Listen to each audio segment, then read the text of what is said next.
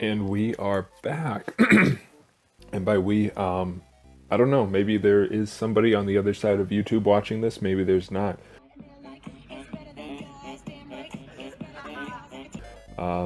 Either way, we're back. And for our second episode, last episode, we traveled to the Gate of the Ancients and we won. We took one battle, did not have to restart it, so that's always nice.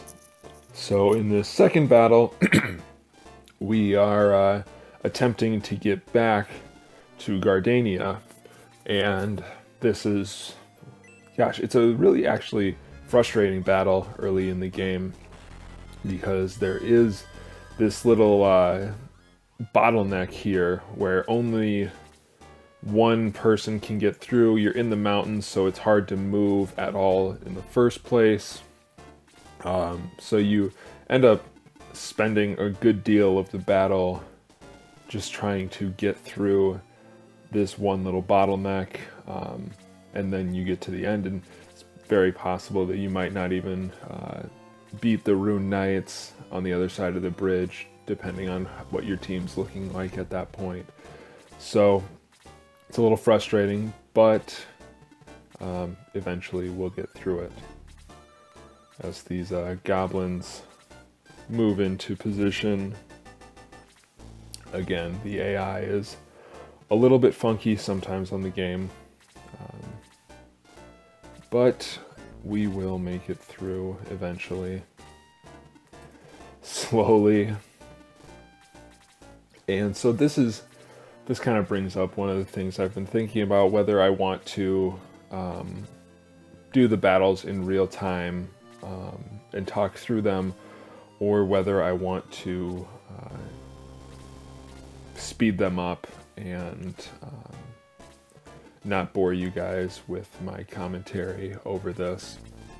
Sometimes I will have more to say than other times, but something like this where I'm just waiting to try and get through the bottleneck, I want people to watch this, and if me yabbering around as none of my people can move, if that's going to turn people off, then why would I keep doing it?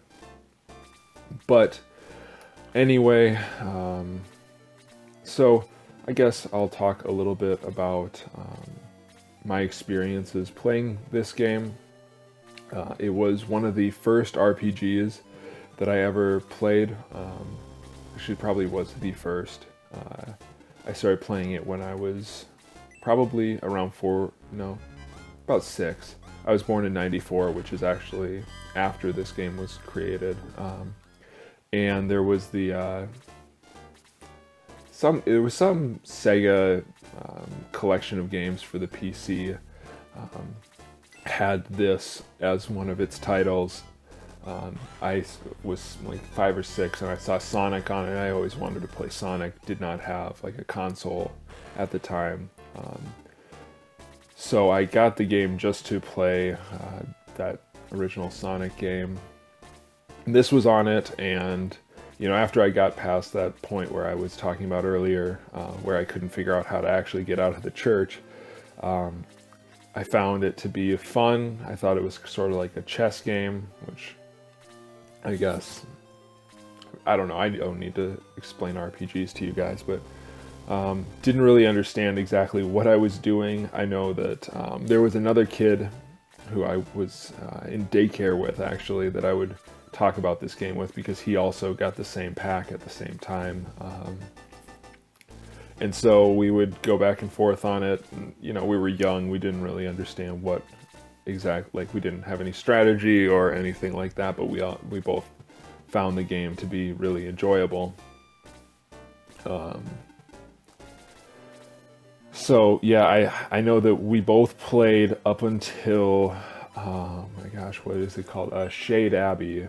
So I don't know how many of you guys that are watching this have never played this game before. I'm assuming that the vast majority of anybody who would be watching Shining Force Let's Play in 2019 would be fairly familiar with the game. It's not one of those high traffic games in the first place. So I'm assuming that if you don't remember it from back in the day, you're probably not watching this. But if you are, that's awesome. Well, I would love to show you one of the best games of all time, in my opinion, in terms of, or at least one of my favorites. I don't know. I'm not here to rank order games, but yeah. Anyway, got up to the Shade Abbey point, which is around the time where some of the characters' weapons are very far behind what they need to be, their starting weapons, because you can buy upgraded weapons, whatnot. So yeah, I got to that point and I could not figure out how to beat the level, and I guess I won't do any spoilers. It's one of the levels that I obviously remember quite vividly because it became quite a problem for me the first time I played through it. But yeah, so the weapons that I had available to me at the time were not good, and definitely did not do the job that they needed to against the enemies at the Shade Abbey level. And I bought new weapons that were the upgraded weapons, but I didn't realize that you had to equip them. So I just bought them and left them in my inventory, and when they didn't use them, I sold the old weapons thinking, okay, so it'll go to the front of the line and they'll grab that weapon, never equipping the weapon. And so my friend and I, neither of us, 5 or 6, could understand why we couldn't use the weapons, and we just assumed that the game was broken, and that if you bought new weapons, then, because if you don't have weapons in this game, they just kind of flail around, do their normal attack, but without anything in their hands, and it does 1 damage or whatnot. So yeah, that was frustrating for us, and we were convinced that the game was broken, or that the new weapons were all a trick to get you to struggle with the game, that they didn't actually do any damage, or they were invisible or something like that. Because we were 5 or 6 years old and just didn't understand anything, I guess. So yeah, that was my first experience playing this game. I don't think that I put it away for a long time after that. Still thought, up until that point, it was a lot of fun. The story is actually pretty good, given the time that this game was developed in. And the battles, I don't know, I feel are fun. They're fast-paced enough, but there's also strategy, but they're not overly hard. It's not a very challenging game, to say the least, but as long as you have some sort of strategy that you hold to, yeah, you shouldn't have any issues playing this game.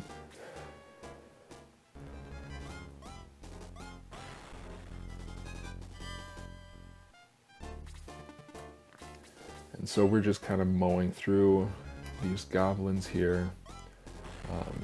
I want to make sure that Tao has some opportunity to land some blows, start some people on fire.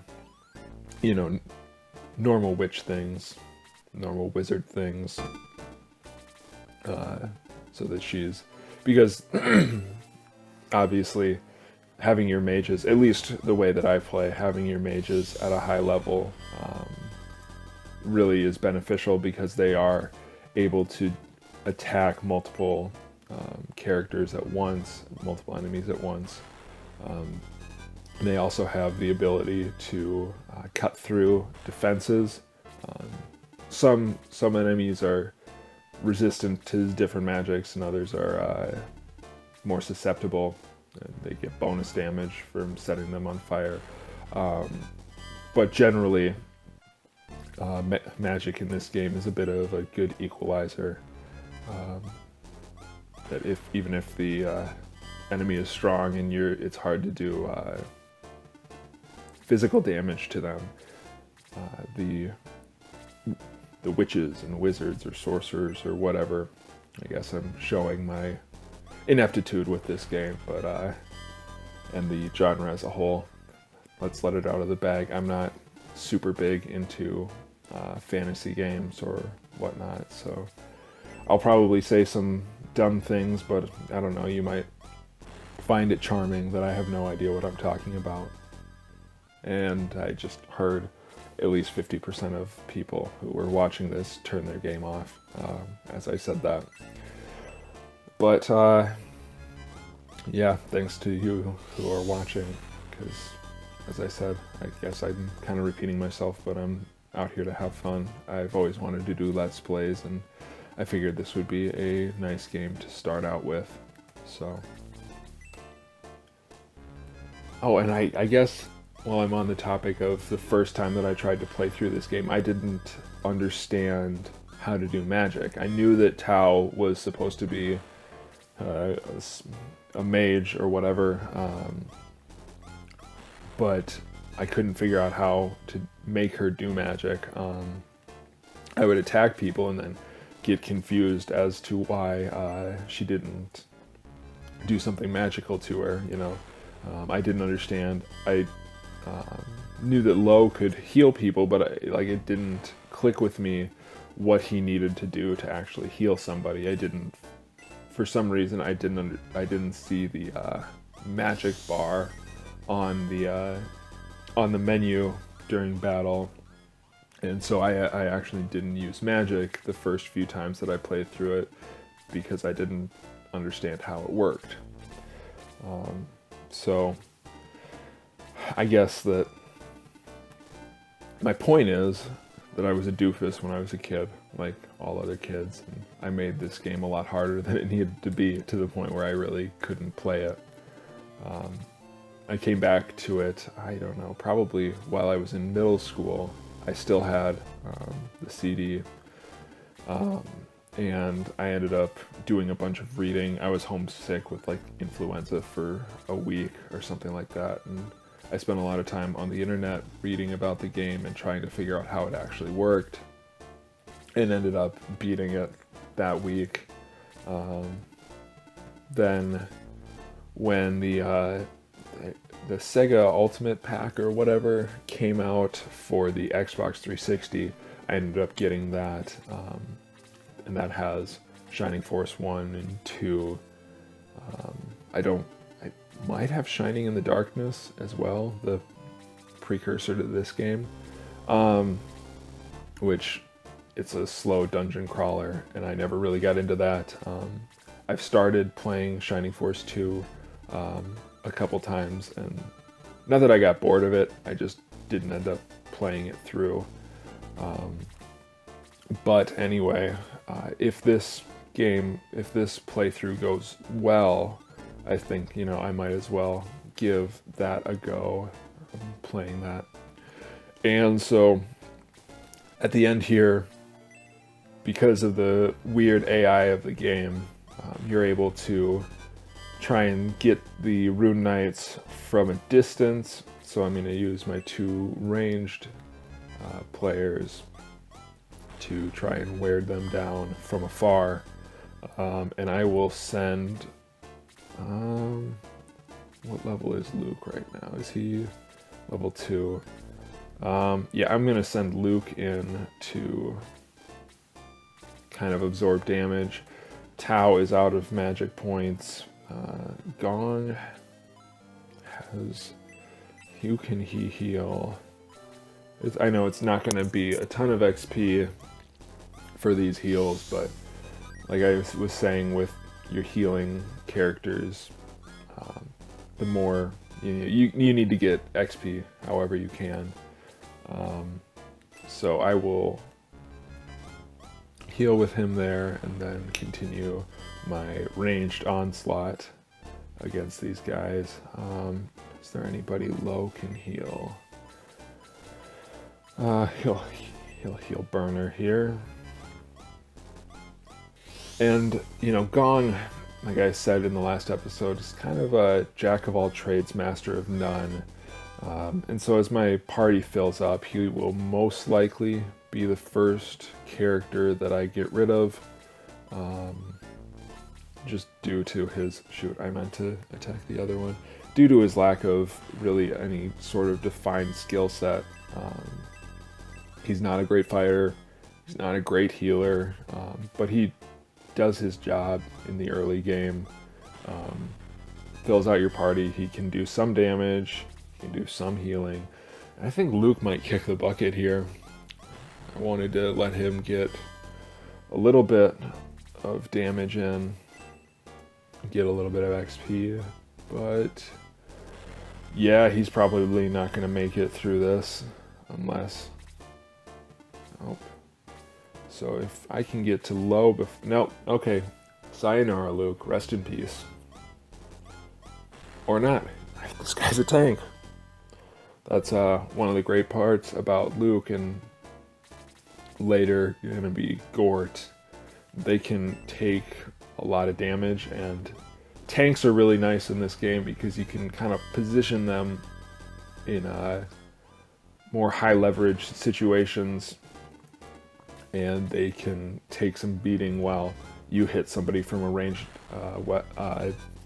ranged area, or you can stop crowds of enemies from getting to your more important players, such as your main character, if you place one of those tanks in a bottleneck area and keep everybody else on one side and let them draw some damage. So yeah, Luke is great in this game, and there's nowhere that Hans can set up to attack anybody. And you know what, I will let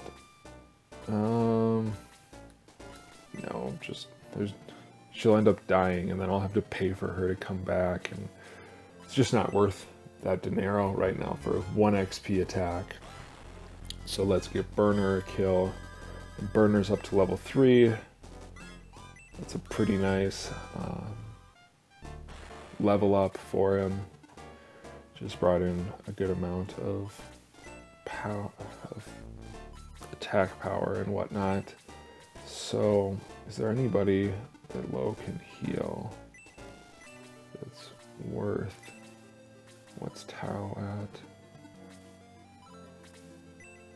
Oh, whatever. It's better than nothing. Give her 10. Or give Lao 10. Low. You know what? Forget it. I'm not trying to pronounce names right anymore. So from here on out, who knows? This might be Bong. We'll call him Bong. Great work, Bong.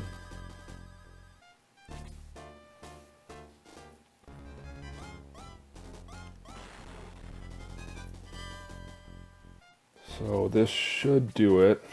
Might need one more attack, but this... Okay. Well, hey, this will be a good chance to get one of the weaker characters a kill. Yeah, Ken is gonna get some work in later. Gosh dang it, now they're boxed in, so if he can run over here. Yeah, what the heck. Gong could probably do with an upgrade. So that should be 48. Small increases, but it's better than nothing. Let's find out what has happened there.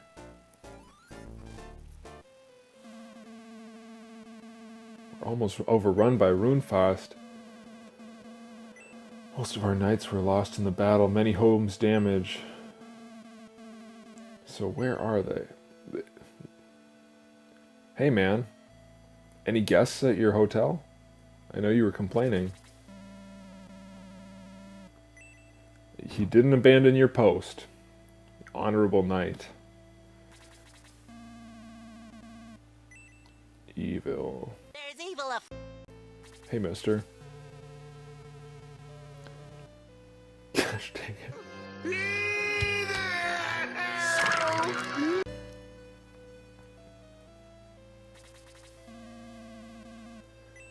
Maybe somebody launched a cart at them. It's been known to do some damage. Hey, girl. Hey, pup. Where did her family go? It's interesting to see that, you know, the attention to detail that some of the characters did actually disappear in between. So, are you ready to sell Rune Fosters? Alright, let's see, what can you sell me? A short sword? No. A spear? Hand axe? Actually, yes, hand axe. I will give that to Luke. What else? I'm going to grab this spear so that... Spoilers. I might be getting a new horsey in my party.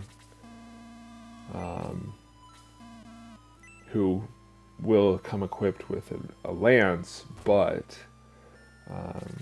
having the option to use a ranged attack is always good. The old guy drove him off. Grandpa, what's up? All right. You know, I could have given you a chance before, but you had a story. Not a story. Not advice. No, it was advice. Not a story and not a secret. You're more concerned with that than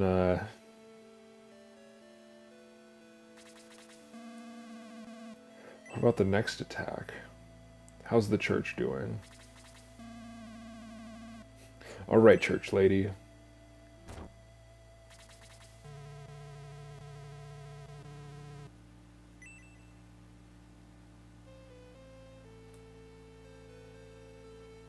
So as we head up to the castle to see what all the fuss is all about.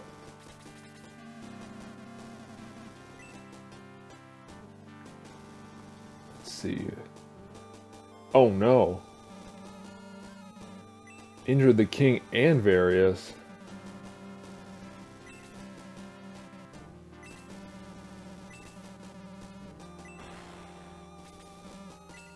Oh no. He's become one with the Force.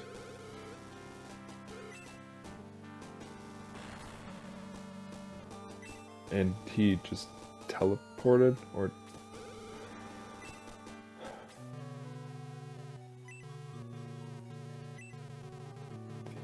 Gate can be opened with the key. You must find it before it falls into the hands of evil.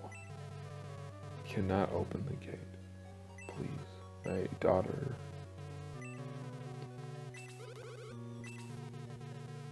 Oh good, we get to go see Arnie and Marinara.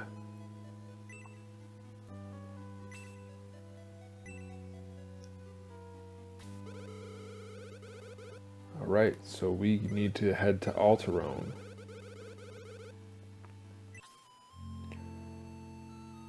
Something tells me it's not going to be as easy as we might expect.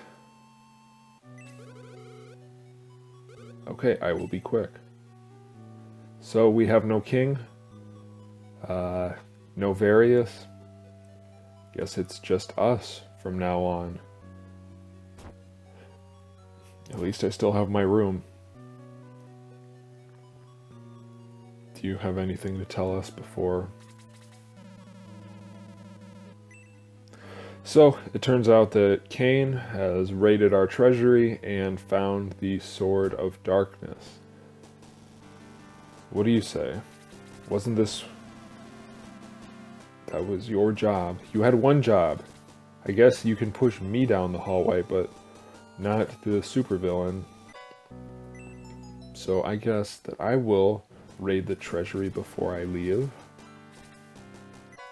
So we've got a defense potion, a power potion, an angel wing. I will sell that for some money. 50 coins.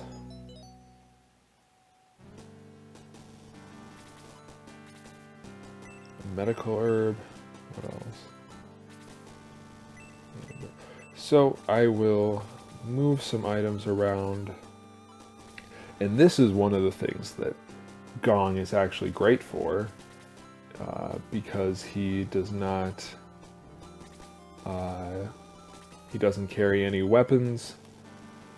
He is a great person to load up your extra weapons on.